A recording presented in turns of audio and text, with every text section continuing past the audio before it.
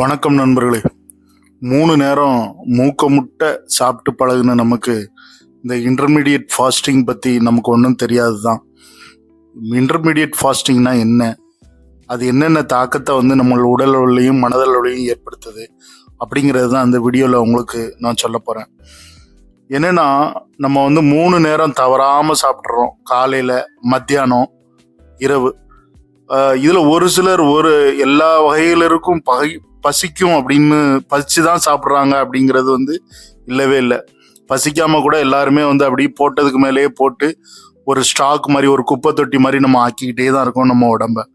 ஒரு சிலருக்கு பசி எடுக்குது, பசி எடுத்து சாப்பிட்றாங்க, ஓகே. இப்போ காலையில் ஹெவியாக ஏதாவது ஒரு பூரி மாதிரியான ஒரு பூரி, கிழங்கு, இந்த மாதிரி ஒரு ஆயில் ஃபுட்டை நம்ம சாப்பிட்டுட்டோம். மத்தியானம் கண்டிப்பாக அது சாப்பிட்றதுக்கு, மத்தியான சாப்பாடை எடுக்கிறதுக்கு அது கொஞ்சம் நேரம் எடுக்கும்.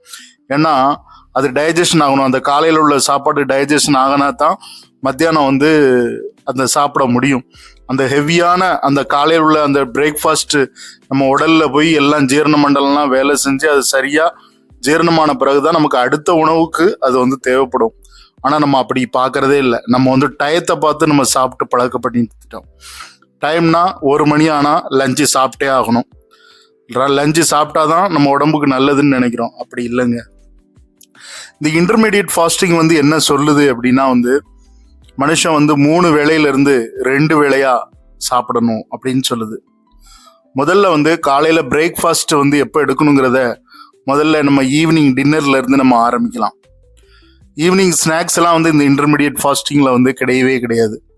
இதுல மெயினா நமக்கு என்ன கொடுக்கப்பட்டிருக்குன்னா, சாயங்காலம் இரவு உணவை ஒரு 7 மணிக்குள்ள எடுத்துடணும்.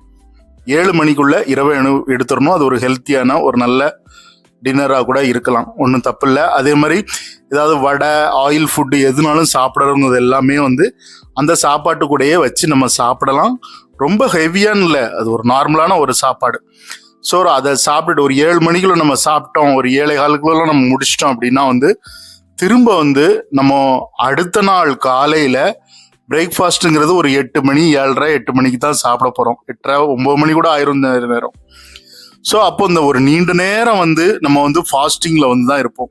அப்போ உடல் தனக்கு தேவையான சத்துக்களை அந்த உடல்ல இருந்து எடுத்துக்கிடும்.